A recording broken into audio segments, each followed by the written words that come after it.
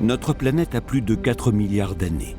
Sur la surface terrestre, certains paysages semblent ne pas avoir changé depuis les origines du monde. C'est le cas en Arabie Saoudite, le plus grand pays de la péninsule arabique. Ce vaste territoire, occupé en majorité par le désert, est blotti entre deux mers.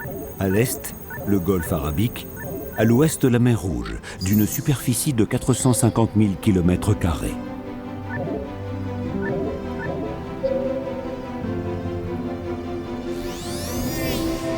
Elle longe les côtes saoudiennes sur plus de 1800 km parsemés d'archipels qui se déploient en un dégradé de bleu.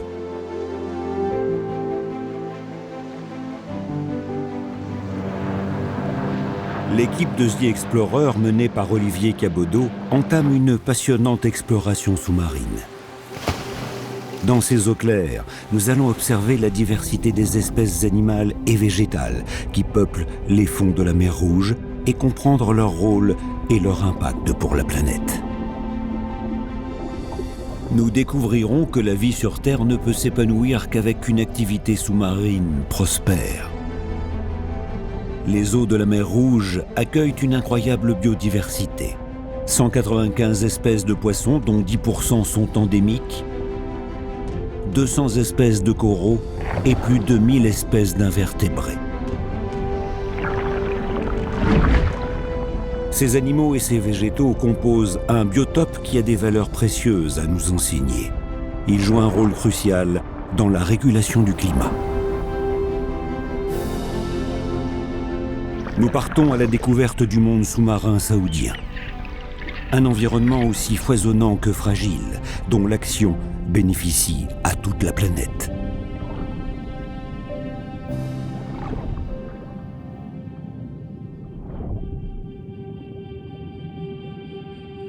Sous la surface de la mer Rouge saoudienne, notre équipe est immédiatement saisie par la profusion de vie qui règne à faible profondeur.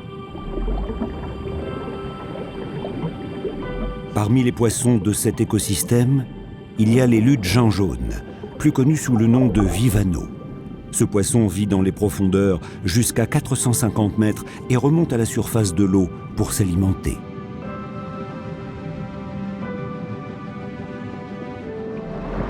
Avec ses congénères, il profite du rythme des vagues et des courants. L'action de ces deux éléments est multiple. Les vagues brassent les nutriments et font aussi pénétrer dans la mer la chaleur de l'atmosphère que les courants transportent.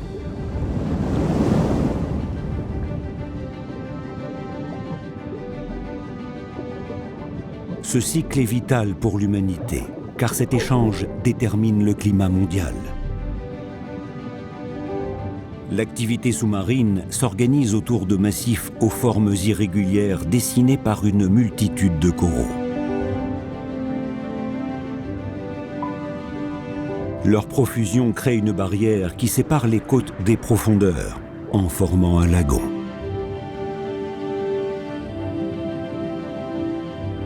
C'est dans cet environnement que nous allons pouvoir observer leur diversité et leur fonctionnement.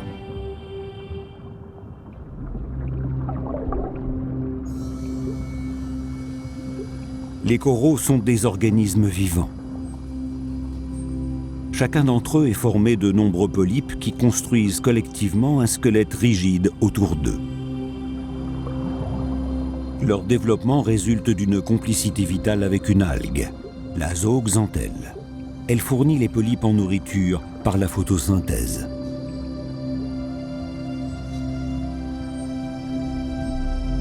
Ce processus leur permet de produire le calcaire nécessaire à la construction de leur structure.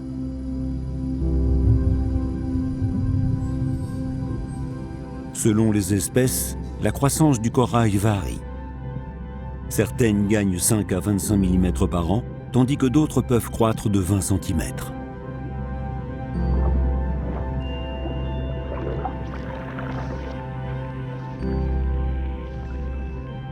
Lorsque la température de l'eau augmente, la zooxanthelle disparaît. Sans symbiose avec cette algue, le corail meurt et blanchit.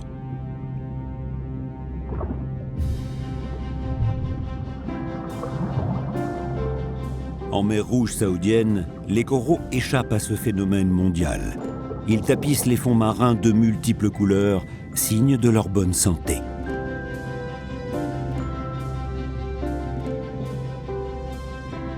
Depuis des millénaires, les coraux ne sont pas les seuls architectes des récifs. Les bénitiers, ces grands mollusques, contribuent également à cette construction en sécrétant une coquille de calcaire qui renforce la structure du récif. Ces créatures jouent un rôle crucial dans le processus de filtration de l'eau. Ils capturent le plancton, les sédiments et les polluants, ce qui en fait les garants de la bonne qualité de l'eau et de la santé des écosystèmes. Les récifs coralliens sont parmi les plus anciennes formes de vie du monde animal. Ceux de la mer Rouge ont environ 10 000 ans. Une multitude de poissons prospèrent autour d'eux, comme les barbiers, reconnaissables à leur couleur orange. Le récif est parsemé de nombreuses cavités. Le mérou se niche dans ses refuges tant qu'il est juvénile. Adulte, sa taille l'oblige à trouver des abris plus vastes. Certaines galeries sont si profondes que les murènes y camouflent l'intégralité de leur corps, qui mesure en moyenne 1,50 m et peut atteindre 4 mètres. La murène est un poisson solitaire et dépourvu d'écailles.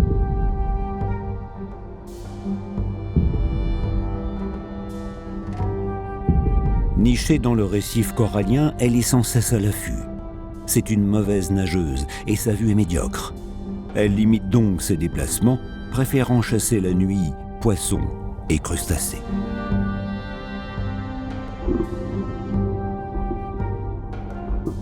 Pour repérer ses proies, elle fait appel à son odorat très développé.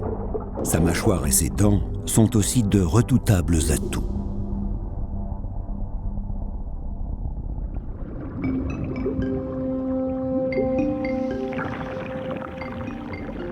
Au fil de notre exploration, nous découvrons le fonctionnement rigoureux des récifs d'Arabie Saoudite.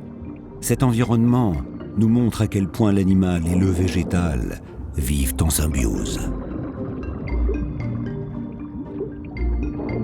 Certaines anémones de mer possèdent des tentacules mortels. Pourtant, elles semblent épargner le poisson clown. Il doit ce privilège à un mucus immunisant produit par l'anémone de mer, dont il s'enduit.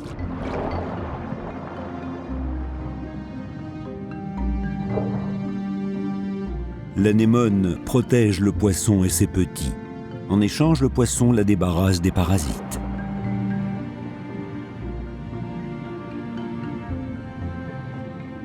Le poisson clown partage cette particularité avec la demoiselle à 3 points. Ces petits poissons noirs vivent en groupe d'une 50aine d'individus et s'éloignent rarement de leur anémone protectrice.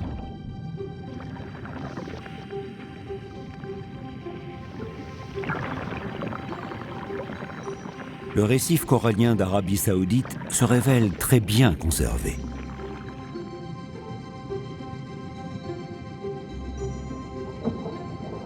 Et si la biodiversité s'y développe aussi bien, c'est parce que la fréquentation humaine y est rare. En préservant son littoral, l'Arabie Saoudite agit auprès de toutes les espèces animales et végétales qui peuplent la mer Rouge, dont certaines sont endémiques.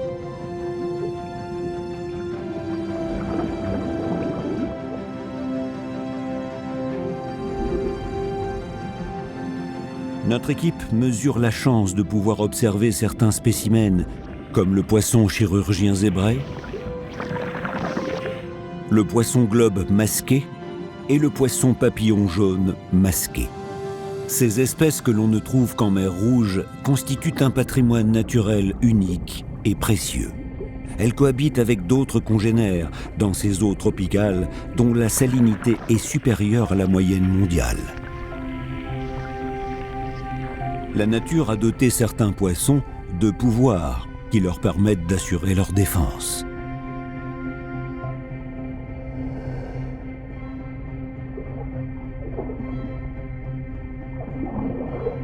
Il y a ceux qui sont capables de mimétisme parfait, comme cette rascasse.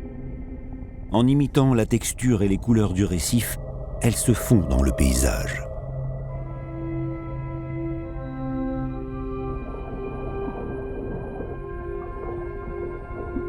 D'autres, comme la rascasse volante, séduits par la grâce de ses mouvements pour mieux foudroyer les éventuels agresseurs.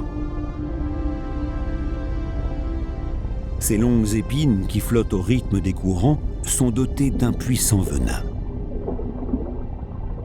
Un système de défense que craignent les autres espèces qui préfèrent rester à l'écart.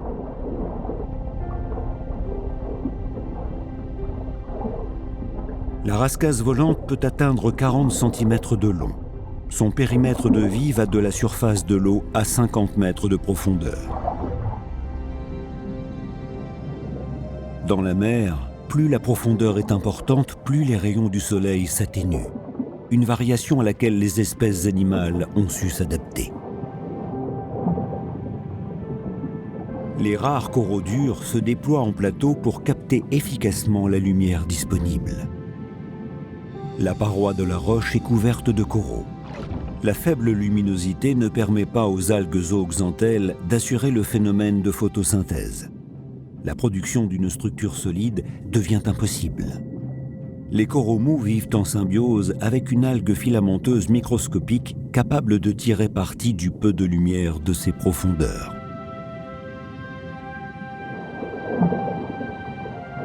Certaines espèces se développent en formant de spectaculaires ramifications, comme les gorgones géantes.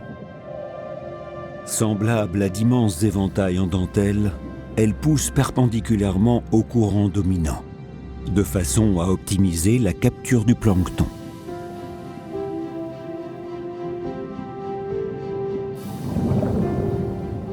Au fil de nos observations, nous constatons la complexité du monde sous-marin. Les vagues, le courant et la lumière orchestrent un écosystème foisonnant où chaque espèce a un rôle à jouer. Ce biotope reste encore mystérieux. Son action bénéficie autant au monde sous-marin qu'à l'humanité tout entière.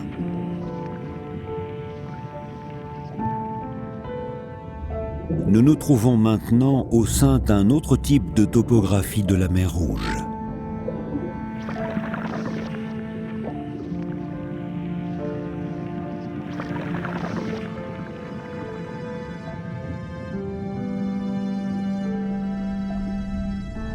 Des failles et de profondes cavités nous permettent de nous engouffrer sous le récif corallien.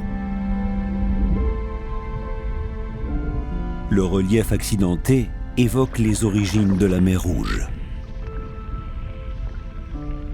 Cette mer fut créée par l'écartement progressif de la plaque arabique et du continent africain, amorcé il y a 30 millions d'années.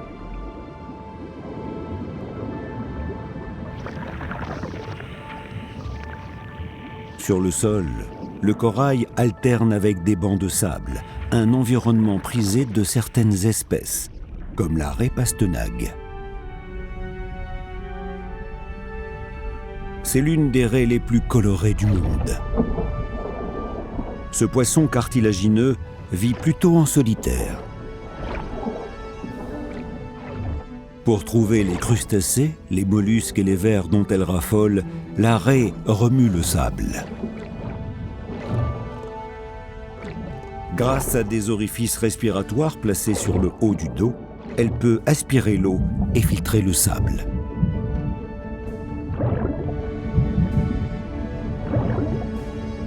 Sa nageoire caudale possède des épines venimeuses qui se renouvellent tous les 8 à 12 mois.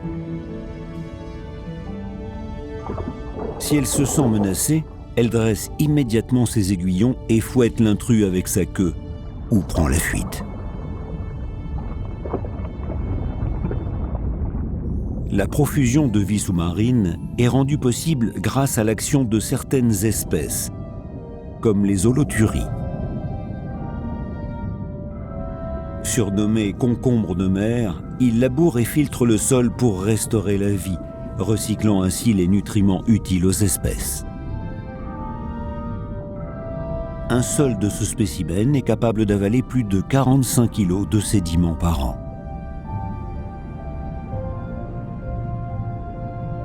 La présence de cet animal améliore ainsi la qualité de l'eau.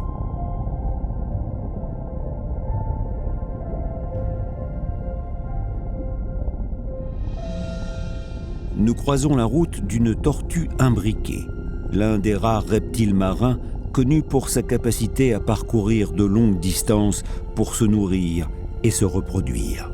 Elle fait partie des espèces menacées à cause de la destruction de leur habitat, un fléau dont l'homme est en partie responsable.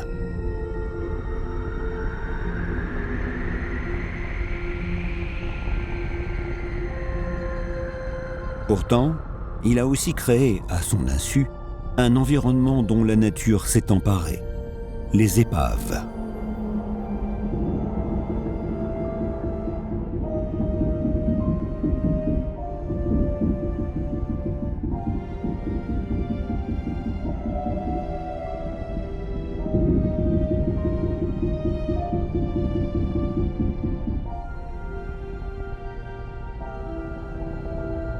Ces vestiges témoignent de catastrophes, mais le miracle de la nature les a transformés en oasis de vie.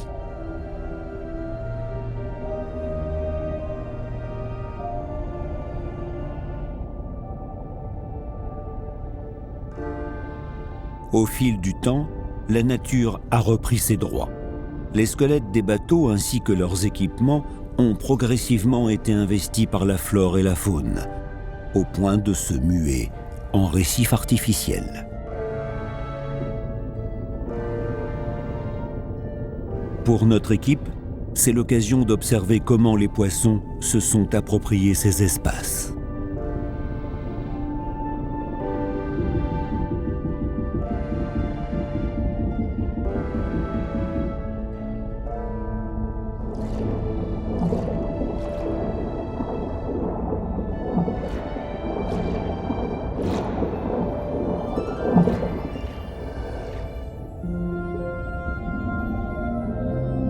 Les plus actifs sont les sergents-majors, très occupés ici à défendre leur territoire.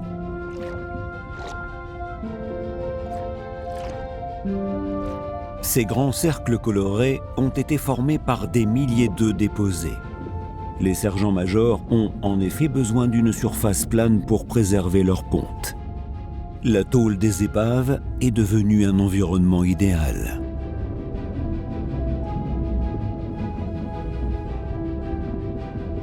Ils vont surveiller leurs œufs pendant 8 jours, jusqu'à l'éclosion.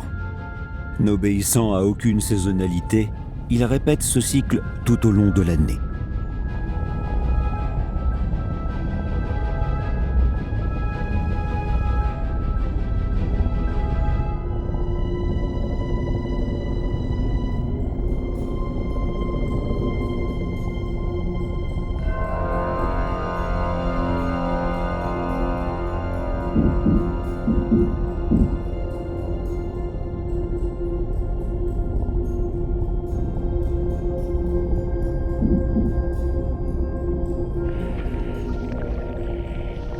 Les épaves contribuent donc à la reproduction des espèces et assurent leur protection pendant leur croissance.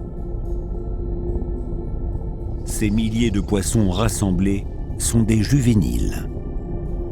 Ils profitent des entrailles des navires pour se protéger des prédateurs. Quand ils auront atteint une taille suffisante, ils quitteront leur abri.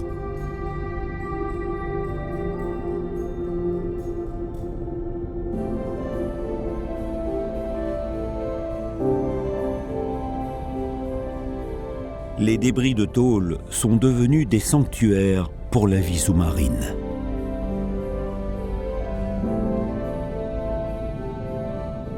La plupart des espèces qui les fréquentent forment des bancs au comportement fascinant.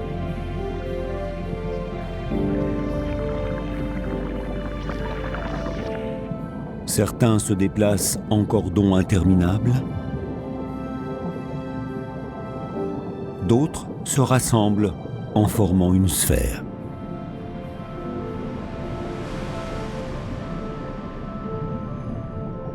Au sein de ces formations, il n'y a ni leader, ni hiérarchie. Les déplacements résultent d'un comportement individuel qui se propage dans le groupe. Chaque individu se repère par rapport à ce qui l'entoure. Grâce à sa vue et à des récepteurs sur ses flancs, il perçoit les variations de son environnement. En permanence, le poisson adapte sa vitesse et sa direction. Cette attitude est amplifiée par le nombre d'individus, créant ainsi une savante chorégraphie.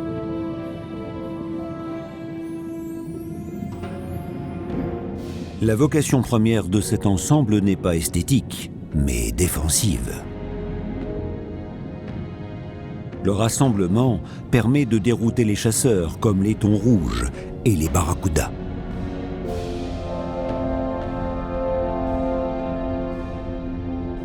Ces derniers peuvent mesurer jusqu'à 2 mètres de long et peser 50 kilos.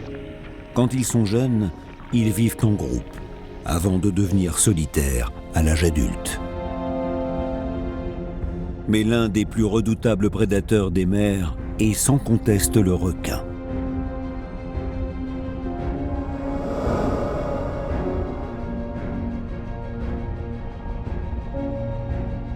En mer Rouge, on compte une trentaine d'espèces, comme le requin marteau ou le requin de récif, qui régule l'écosystème autour des massifs coralliens.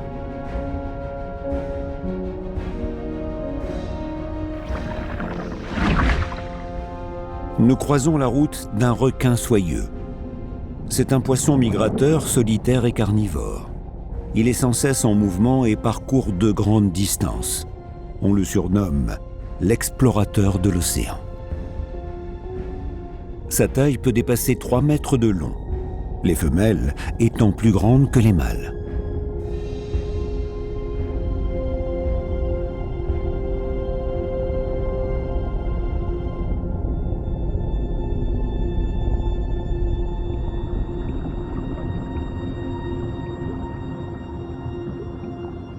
Mais dans l'immensité des fonds marins, la taille ne détermine pas toujours le pouvoir.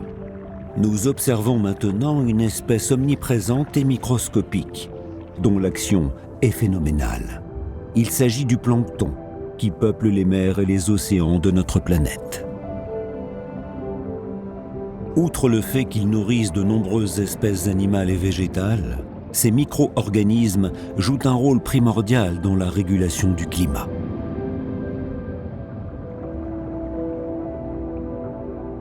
Le phytoplancton capte le carbone grâce à la photosynthèse, avant d'être ingéré par le zooplancton.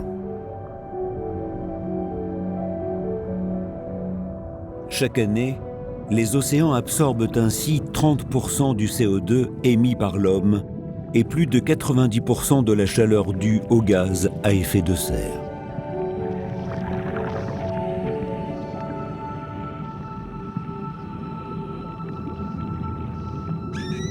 Un groupe de dauphins au long bec semble vouloir nous faire partager la liberté dont ils jouissent dans l'immensité de la mer Rouge.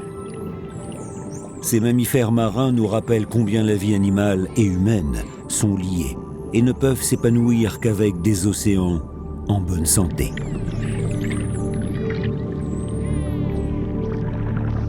Les Saoudiens ont conscience du trésor que représente la mer Rouge et son littoral. Depuis 2016, ils ont initié sous l'impulsion du prince héritier Mohammed Ben Salman le Red Sea Project, un vaste programme de tourisme respectueux de la biodiversité et de l'environnement.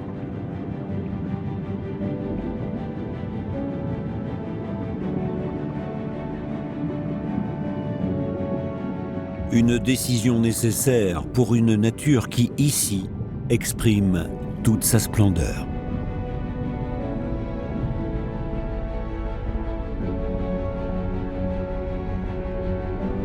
Le monde sous-marin fascine, mais l'harmonie apparente ne doit pas nous faire oublier les menaces qui rendent cet équilibre fragile. Sans cet écosystème unique, la vie sur Terre est impossible. En mer Rouge saoudienne, The Explorer a pu observer comment l'action individuelle de chaque espèce œuvrer collectivement, créant un ensemble capable de réguler les climats. The Explorer parcourt le monde dans le but de mieux comprendre les écosystèmes. Une quête incessante pour transmettre aux générations futures la volonté de les protéger.